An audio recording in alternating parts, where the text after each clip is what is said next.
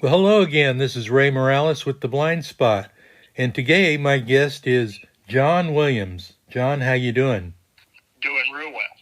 Good. Tell my listeners a little bit about yourself. Well, I'm 75 years old. You can tell by my voice that I live in the South and I'm from the South. I live outside Charlotte, North Carolina. I'm veteran. I'm blinded with three different diseases. I have molecular degeneration, and I have glaucoma and a neuropathy in my eyes. And I'm vision impaired. I'm not totally blind. And it's pretty leveled off. So I've got what I've got, and that's a good thing. Okay. So what branch of service did you serve? I served in the Navy. I served in I went in 1966 and got out in 1970. I was a cryptologist technician. At that time, they called it communications technician. And I served overseas, my tenure, and enjoyed it, and liked what I did, and liked the guys I was with, and it was during a time that a lot of things were going on in a lot of different fronts, and was able to experience different ones of those, and had a good time in the service, and I think I benefited from it in a growing time of my life, being 18 when I went in. Yeah, that was during not World War II, but it was during Vietnam, wasn't it? It was during Vietnam, and there were other conflicts going on also that Right. The U.S. military was involved in that people didn't really think about much then. No. And, because Vietnam kind of took over. Took the focus, didn't it? Yeah. It was. But there was I think, a little dust up with Russia, and we had a dust up with North Korea, I think. Yes, we had, in fact, one of our ships, the CT ships, the Pueblo was captured during my tenure and by North Korea. And then another ship, the USS Liberty, was attacked and blown up during the Israeli Arab War. And that was 2 out of 7 ships. Oh, wow. It was quite a hit to our particular group. And then we had, there was the Irish conflict going on in Northern and Southern Ireland. Oh, yeah. That Russia was involved in by bringing arms over there. We had to be involved at that part of that. Wow. So there was a lot of conflict going on in the world at that time. There sure was. And there still is, actually. Yeah, there is. So what did you do after the Navy? What kind of job did you have after that? Well, I went to school and finished college, and also I worked my way through school, and and I was in computers. At that time, they were big mainframe computers. Oh, yeah. And I worked in a bank that had one computer for the whole state, and we handled all their work, and I worked there for about 6.5 years. Wow. So when the PC came out, it kind of messed you up because it took all the work away? Oh, no. No, it just opened another door and loaded a lot more work on. There was different steps from mainframe computers being just work that people turned over to our area to where they got what was called dumb terminals. And there were computers that hooked into mainframes that we had to work with and expand over the years. And then PCs came out, and all that data had to be converted from mainframes to PCs, and then people had to be taught how to operate PCs. Oh, yeah. So it just opened up a huge new world to us, and so that was an advantage to us all the way around, to the people that worked in computer work. Right. I remember when they had those big mainframes and they used to do it all on magnetic tape. Yes. Yeah, And, we started off with just lights, zeros and ones on UNIVACs, and then we came out with things like monitors and keyboards and things like that, and we were able to have different inputs. And the memories, there were no memory. right. When I first went in, you wrote everything down on clipboards, and the answers that were in binary, and you converted them over to English. And then after that, we came out with, things like key punch cards. And, Right, I remember those. Yep, and magnetic tapes. Yeah. And then disc packs came out when, I think the first ones came out when IBM came out with IBM 360. And then they, of course, they were huge, big units, and then they went on. Tape drives had problems of having bad tapes and creating errors, and you just have to rerun everything you did. And of course, key punch errors with key punch cards had its own little world, and with different problems that were problematic. And then came direct entry, where you could enter programs and different types of disc that could go in and be changed, optical disc and things like that over the years. So everything got improved, and it changed constantly. It still in is, the mainframe world, and all the way through to PCs. Right. Well, it's still changing from day to day. I remember when 5 minutes. Yeah, It changed. it changes. I remember the big floppy disks, the 5-inch floppy disks. Yeah. And then that they were great, and even the 3.5, I believe, or right. 3.25 floppy disks that Apple came out with to run the Macs, right. that were SEs, I believe, were the model that they first came out with and worked off of. Were revolutionary at the time. Yeah, at the time, it was that was the going thing. Everybody had to have one. Yeah, it was really something, and they were mono, they weren't color, and I think the Apple II was the first color. The first color one, right? Mm-hmm. After that, and the way they talked to each other were networked through a laser printer. Was the network on Apple, where it was different on Microsoft systems. Right. IBM, mainly IBM at that time. Right. In DOS, and was the system that IBM used, and it was totally different. Oh yeah, night and day. You had to learn. You had to learn DOS. You had to learn all kinds of programming. For those early computers, you couldn't even type your name without having something else. You had to do it a line 10 and then give it a command, and then 20, give it another command. Yeah. I remember those days. Yeah, they were quite different. And there were a lot of computers that were out before the IBM that were really revolutionary. The Commodore, the Zenith, a lot of those computers, because what they did made the innovations from those into what became the Apples and the IBMs. Right, and later. Texas Instruments, they had one too.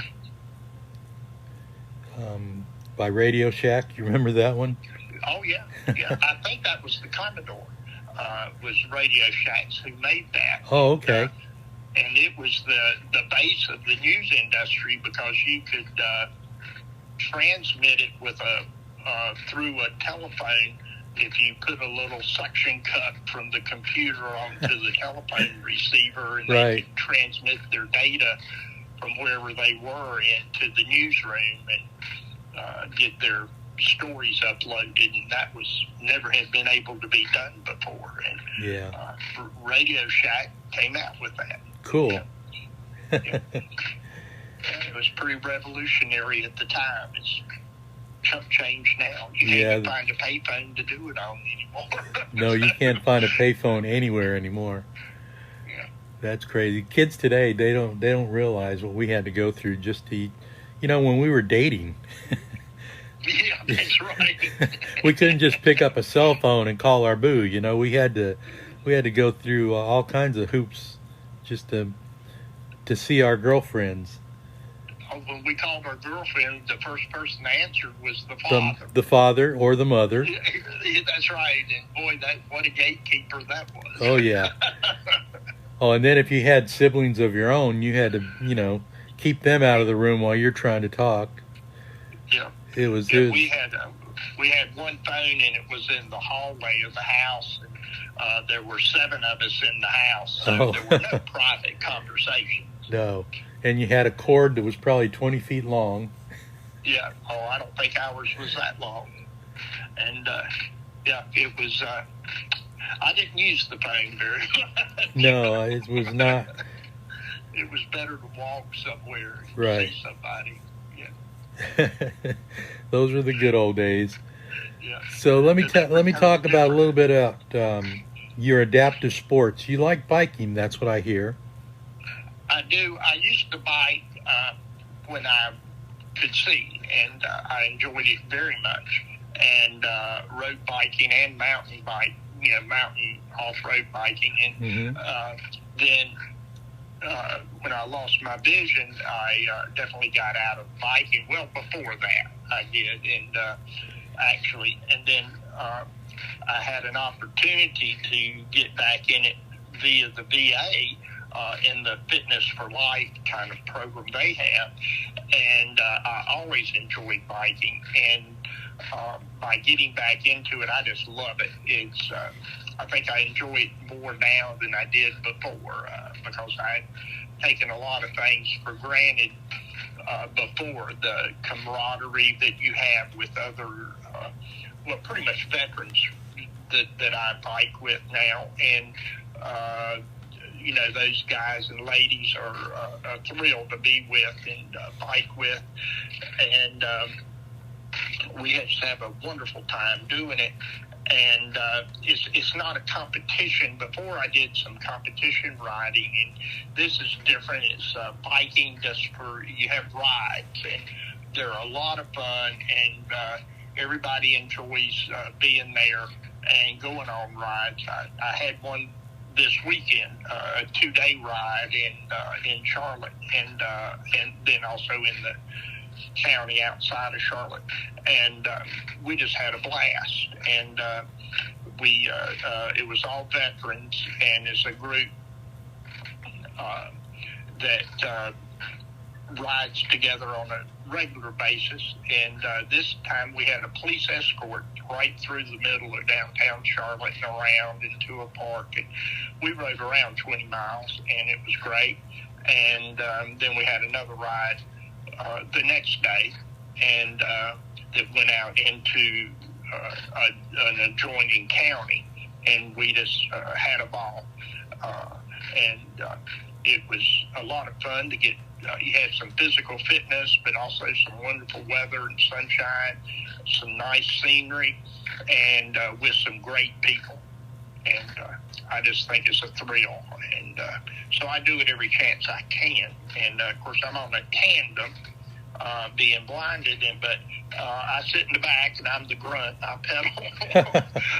And I don't steer or anything, but that's okay. I can... I have the benefit of the exercise, but also the fresh air and the seeing the different areas of what vision I do have, and hearing things, and the wonderful smells of the outdoor, and the right. weather and everything is great. Yeah, and so I noticed that you also have a recumbent bike. Is that right? That's right. I have it's called a Trident, and in the model I have is a Chameleon, and it's called a chameleon because it will break down and make a single bite. I had never done that. I have no use for a single bite. Right. But it is it's a recumbent because, you know, the way you sit, you have a real nice seat. Instead of a typical bike seat, you sit down in this. And it's kind of like a nice recliner almost, and your legs are kind of out in front of you, and you pedal that way on it. It does have an e-assist motor, which will help you if you use it to start off like at a stop sign or going up a big hill or something like that. And I'm in the foothills of the mountains, and so we have quite a few hills. And they're no problem if you use this, or if you want the exercise. And this bike has 27 gears. Oh, and wow. so you can get in the gear you want. Wow. That would confuse me with 27 gears. Well, it doesn't confuse me because I don't do it. Oh. I have a pilot that's very good at it, and he can tell by the kind of the friction of pedaling, you know, it's getting harder, so he goes in a higher gear, and it makes it easier. And then when we start on a level grade or downhill, he gets to a lower gear, and we run the motor quite a bit as the e-assist. You can put it on to where it just runs, and you're just like driving a bike without pedaling, but we don't do that. And but you can, if you need to. If you get worn out, you could turn it on and do that. And these bikes are all over these rides are all over the United States.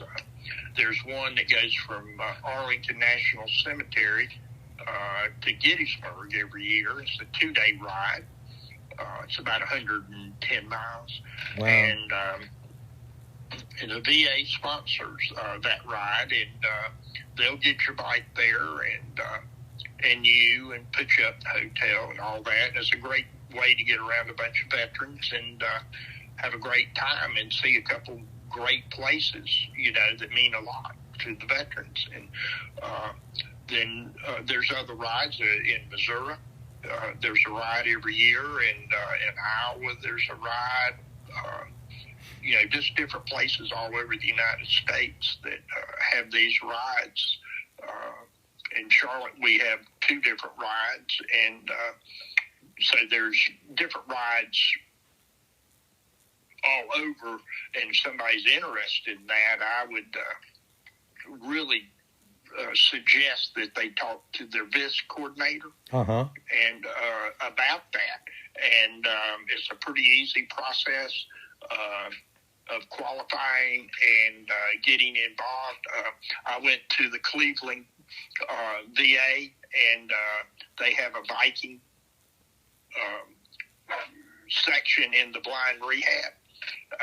And went out with 2 instructors and rode around on a tandem bike and all around Cleveland, and just beautiful. And had got some great advice on what I need to do in my position in the back, and you know, bike safety and awareness and different things that should be done when you're on the bike, and courtesies and different things. That I really appreciated getting and knowing about, and then also just bike operation and bike maintenance, different things like that, and they can assist you in getting a bike also. And I imagine some other VA blind rehabs do it also.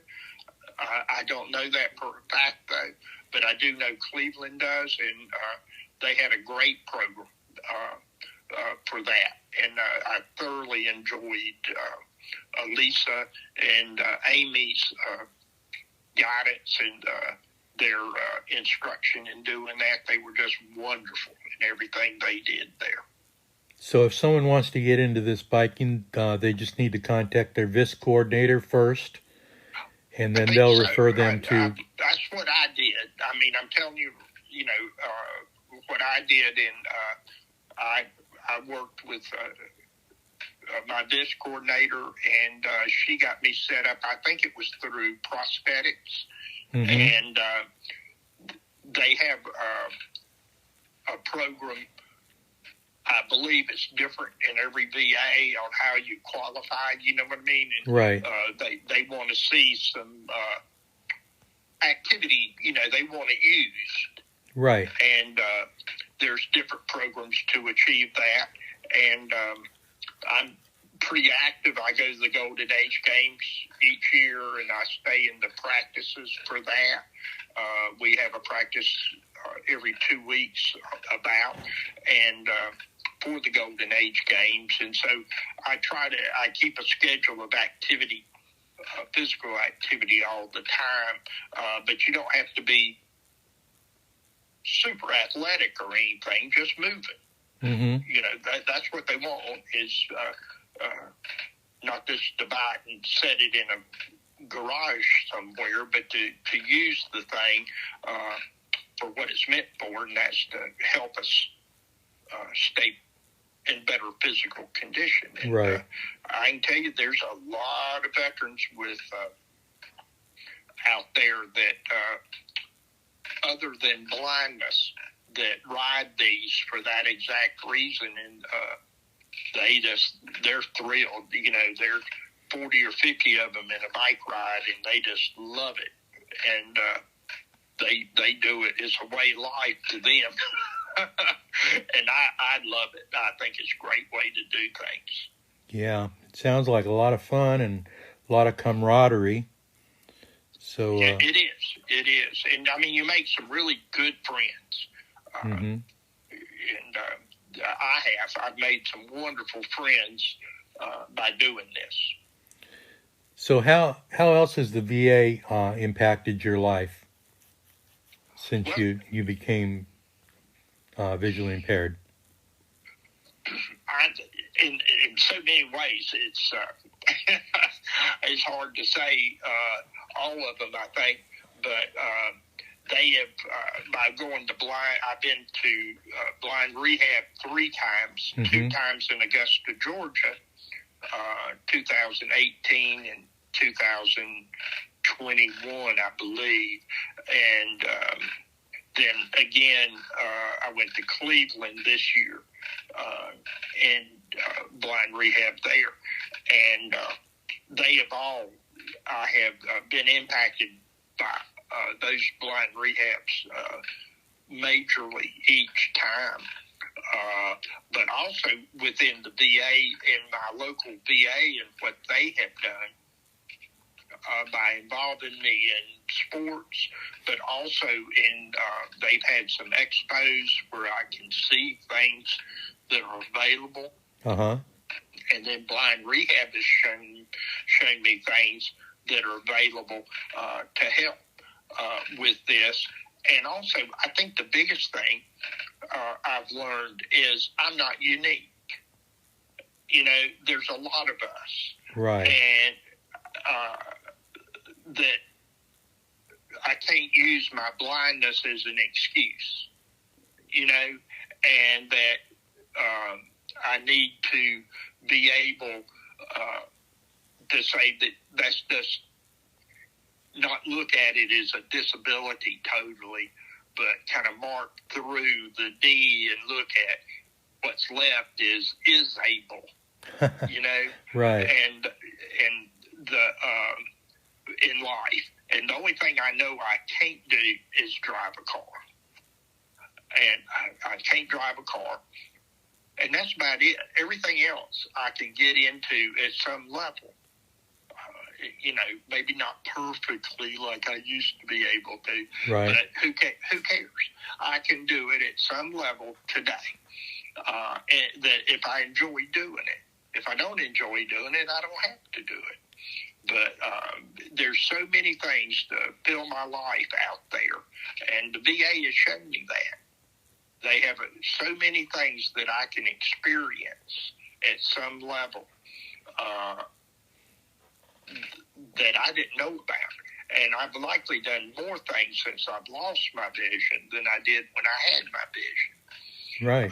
But because I've been I've had these opportunities offered to me, and I've chosen to accept not all of them, but most of them. And I haven't gone to Snowmass yet. Yeah. And that's on the board, but I haven't gone skiing yet. I do think that if they're offered, that I should at least experience them and try them out and not be closed-minded to them and see what it does. And if it's something that I like and enjoy, then I should keep with it. And if it's something, that's not my cup of tea, then that's okay.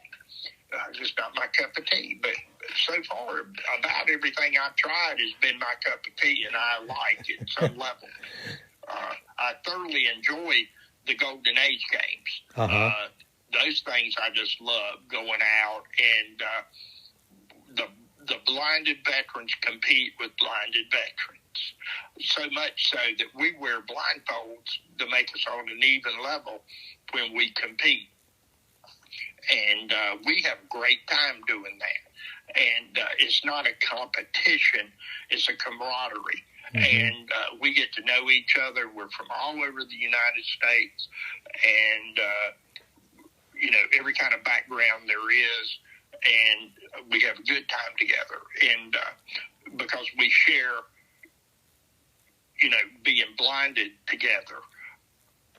And we share what things we like. And also, some things, some challenges, and we talk about those challenges and how we can overcome those challenges, and how this person overcame it different than this other person. It's maybe as small as putting toothpaste on a brush. I personally don't put toothbrush on a brush. I put it on my, I put it on my finger and then put it in. Everybody does things different. We share, commonalities with each other, and it's a ball. And I really have no other place I can get with a bunch of people that I trust and can sit and be as open with as I can with other veterans in these type of situations. And that's why I enjoy it so right much. So how would somebody get started in these Golden Age games? Well, there's who handles them within my VA, and that's what I know, is Adaptive Sports holds the training and kind of the coordination for going from your VA to whichever VA. Like the next Golden Age games, summer games, are in Salt Lake City, Utah. And we were in Des Moines, Iowa this summer, and last summer we were in Sioux Falls, South Dakota. We've been, in Anchorage, Alaska, Madison, Wisconsin, different places. And the particular VA health center, like, say, Detroit, held it. And there was 1,000 of us there. Wow. And I think there was about 700 and something in Des Moines, Iowa. And they host it, and we have a blast. We just have a ball. And your VA will fly you out there and put you up in a nice hotel. We were in a Hilton, and you have a card to get meals and stuff like that. And you participate in different events that you want to participate in. It can be track and field. Mm-hmm. I do like disc golf and cornhole and stuff like that. But there's all kinds. But I talked to my disc coordinator, and she set me up with Adaptive Health, and they do the training to get you ready for these. And this is rough training to throw a thing in a cornhole. It's not difficult. And disc golf's a blast. And they have methodologies for the blind. And that's why we're separated. And we do it a lot by sound. Uh-huh. I was in an exhibition in Des Moines. It's going to be a competition next year. And we were shooting pellet guns on to NRA 10-meter targets, and we did it with lasers. That would, as the closer you got to the target, you had a set of headphones, and cool. The beeps got quicker until you got centered, and then you pulled the trigger and shot, and into the target, and it shoots a pellet. Cool. You know, and in other words, there's not much you can't do, and so. I mean, there's bowling, there's all kinds of stuff, and it's all adapted to you. And so you're working on and you're competing with other people that have your same disability. And so it's a level playing field, and we have a great time doing it. Horseshoes, and different things, and that you may enjoy doing. And then the rest of the time we are together and having a good time doing different things, seeing the sights of that particular city or whatever. And it was, it's a great time. It's a lot of fun. They have a golf clinic in October every year in Des Moines, Iowa. No, September. I'm sorry, in September. And it's 5 days. And there's 9 holes of golf in the morning, and then in the afternoon they have other activities, different days for you. There's one in San Diego, California. It deals with different things in the water, windsurfing and different things. They have a creative arts that's in different cities that moves around. There's one in south of Chicago, that deals with camping out for, I think, 5 days. And so there's different ones for different tastes. Snowmass is in the winter. Well, it's going to be April 1st for a week, and it's in Aspen, and it's skiing. And there's blind skiing. So there's plenty of these for everybody to stay as busy as they want, and get on a level that they thoroughly enjoy. And it's all through your VIS coordinator, and then into adaptive sports, and your local VA should get you all signed up. Cool. I know that Denise Trace up in Cleveland Clinic stays very involved in Cleveland VA. In the blind rehab, she stays very involved in informing everybody about these who would likely know more details. Okay. Well, you heard it here. You need more information, contact one of these VIS coordinators, and they can help you. So you need to contact the VA, your local VA in your area, and then ask for a VIS coordinator, VIST, VIST coordinator, and they will get you in touch with the adaptive sports director in your area. All right, well, that was very interesting. I'm glad to hear that you really enjoy the biking part of it and the adaptive games. That sounds like a lot of fun. Oh, it is. It is. I play golf, and I play with the Lions Club. Sponsors a golf tournament that's got visual and blinded guys, and we go out and play, and it's wonderful. And the PGA has a program for us too, in a lot of local areas. They have one here, but they have one all over the United States, where they match up PGA professionals. Usually, each golf club has a PGA professional or two, and they match them up to the blinded golfers and show techniques. And they showed me, and I play in a tournament every year I can. And I am going to Des Moines next year into the golf tournament. And they say that it's really about the swing. And it's not necessarily your sight. And if you're lined up right and get some advice about how far you got to hit and get the right club, the swing's the swing, you know.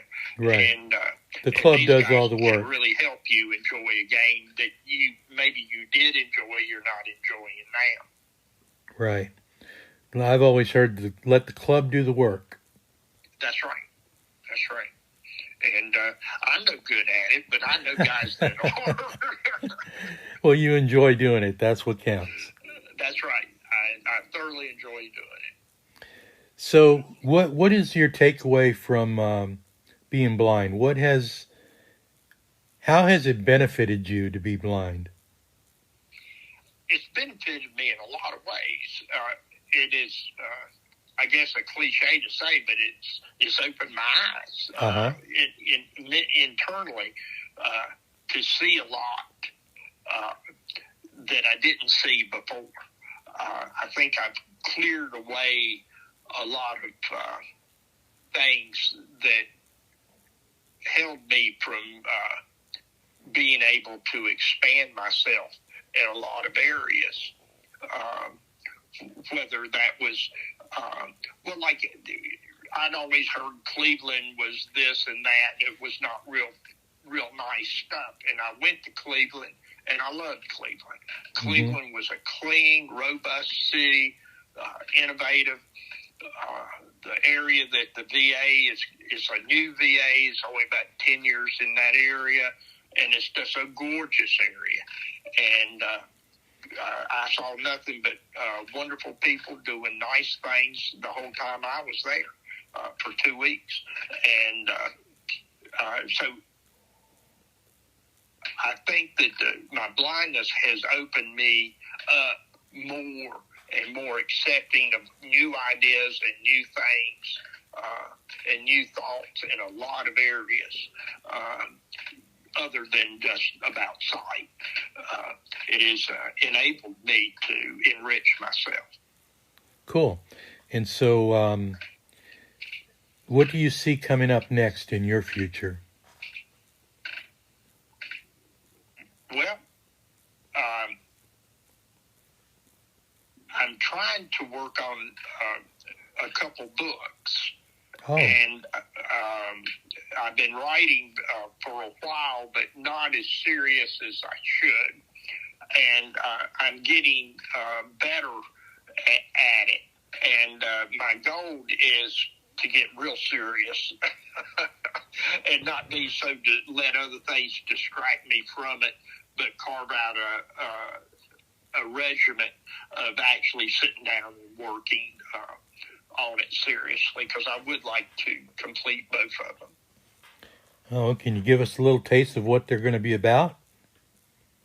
Well, one book is a mathematical theory book. That's what my degree's in. And it's real boring. It's about, I've really studied a math called chaos math, and I like it real well. And it's about that. And applying it practically to uses that really hadn't been applied to. And my other book is really a murder mystery. Oh. With an underlining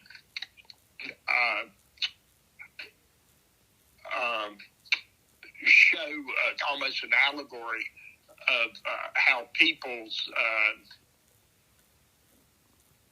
certain traits really inhibit what they can do and tell about them, even though they try not to show them. And so I'm kind of working on that, and I've really got that a little further than the math does. And so that's where I'm at on both of those. Cool. Well, I've interviewed, so far you'll be the fourth author that I've interviewed. So that's interesting to me that you blinded veterans out there are always thinking about writing books. I just don't have it in me to do that. Well, I think everybody has a story in them. Uh-huh. I do too. I believe that. But I think getting it out is kind of hard to do. And that's pretty much why I started this podcast, was to get these veteran stories out. Because not everybody can be a writer like you, you know, and but everybody can talk. Well, you're innovative. Yeah. You were a lot more innovative in the way you approached it. Uh-huh. Well, thank you. Everybody can listen and hear your book. Not everybody will sit down and read. Right. Well, moving on. Let me see. I wanted to ask you something else. Are you married? I am. I'm married to a lovely lady that's a very strong, moral lady that keeps me in line. She must be standing there. To look up to. She must be standing there. No, she isn't. She isn't. I always tell the bad parts about her to her face.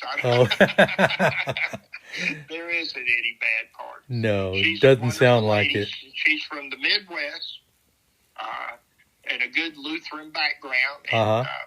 She's a very good person, and she puts up with a lot with me. Oh, I'm sure she has to, yeah. You're a character, John. But she's getting a trike, and she's going to cycle along with me. And so I think that's going to be a great thing. So she can cycle down the road on some of these. She's really enjoyed going to them and seeing the runs, and she likes the people and enjoys it real well. So we're going to get her a trike that she can ride and go also. Oh, cool. Well, that sounds like a lot of fun. Yes. So, It is. what's coming up next for you right now? Do you have another event coming up?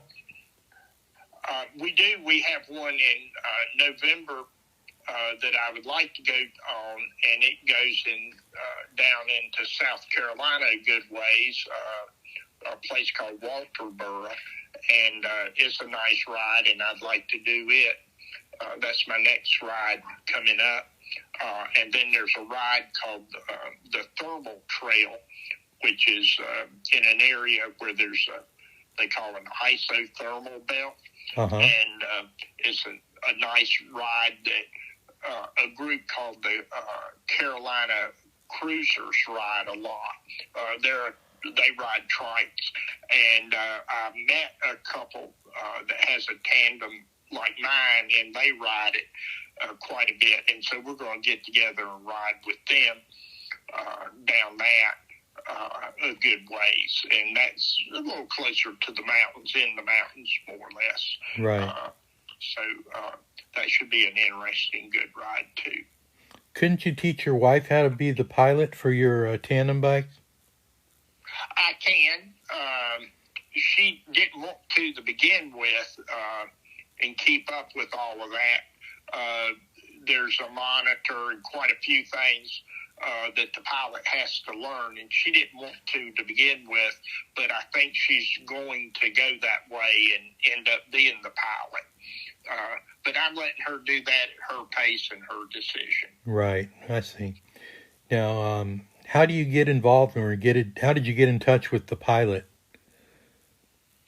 He's a friend of mine. We work at a nonprofit, volunteer in a nonprofit together, and I've known him for some years, and he's a young 50-something-year-old and enjoys it, and he's thrilled to be doing that kind of stuff. Did he have to have special training? He went with me to the bike shop in where the bikes are made, and they taught him everything. Oh, okay. Yeah, I wondered if the pilot had to have some training also. He does. The pilot really needs to have training, and by the way, the pilot can go to Cleveland, and they'll put him up they are not in the hospital, but there's a house, at each of where they house the non-veterans. Right. And they'll put him in there, and they'll fly him in and, put him up and everything while he's, while during the bike training, and then fly him home. If you need some other training in other areas, you might stay longer like I did. I needed some more computer update training, and so I stayed an extra week for that. Cool. I see. So it sounds to me like you really had a good time at Cleveland. You learned a lot, and they really treated you well. How was the food? Well, the food is like the other blinded rehab. I won't say that it's a gourmet delight, but there was plenty of it. And the people there were wonderful. I can't say enough about how great they were. And the other veterans were great. And I had a good time with the other veterans. In fact, I met David King there. Right. And had a wonderful time with David. And while I was there, and other veterans. I didn't have another biking partner, though, and wish there were some other veterans up there for cycling. And I believe some of them are going to come back and do cycling. They don't do it during the coldest winter months, right? But they start again in the spring. Well, that sounds amazing.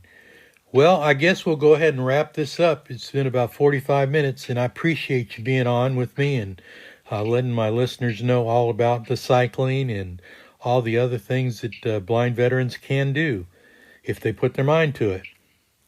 Oh, yes. There's so many things. It's an endless array. Like I say, the only thing I don't do is drive. And I imagine if we had we're out in the White Plains, we could even do that. But I don't drive. But that's it. Everything else I thoroughly enjoy. And in fact, I maybe even enjoy it more, the different things. I believe I do appreciate life a lot more. Right.